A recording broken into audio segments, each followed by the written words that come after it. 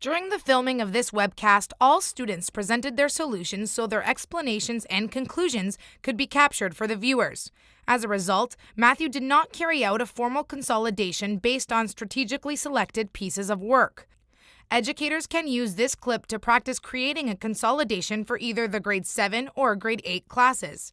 There are suggestions and guidelines from experts as well as resources from Matthew and his students to help design an effective consolidation, a consolidation that relates to the purpose of the lesson, is responsive to the student's thinking, connects the concepts, and explicitly communicates the important mathematical ideas.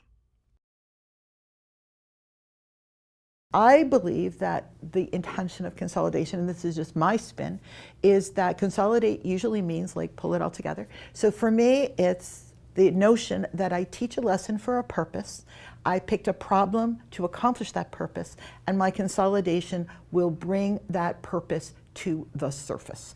And no child will leave that room not knowing what this lesson was about.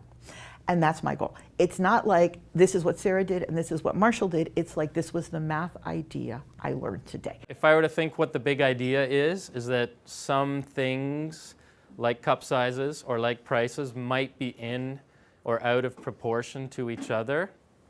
And we notice that. We all use different types of mathematical thinking to get to the conclusion.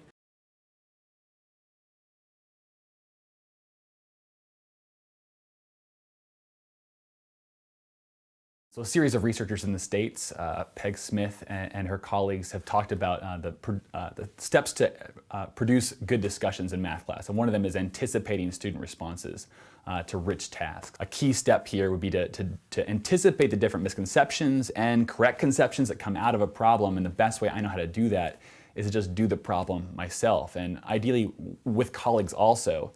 I'm always surprised that I think I've solved this problem every which way it can be solved, and then I give it to a student and they produce something different and interesting. So it's useful to have the same problem in front of different colleagues to see what comes out of that.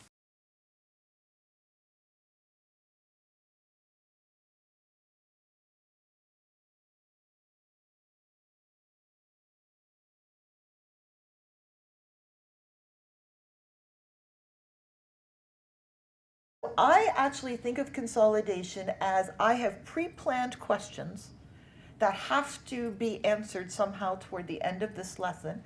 But what I do exactly with those questions may be altered or transformed or shaped by what students did. Student activity will change what I do, but I don't go in there cold hoping like I see something good.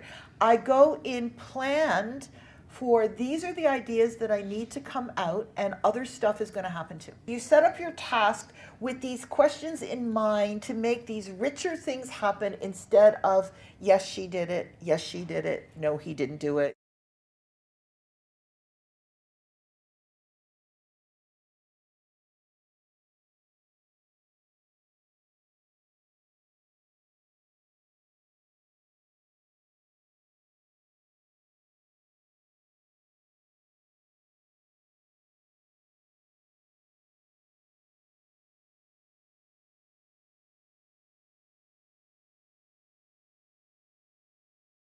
But the real learning, the point of the lesson probably emerges in the discussion.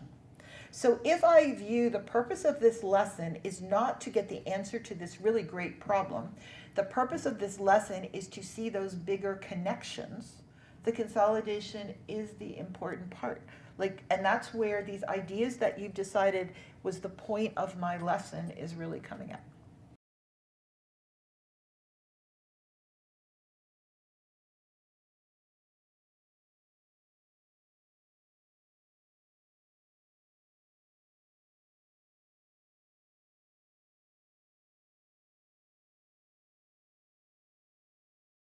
For me, the value isn't so much to be able to say, well, I used decomposition and he didn't.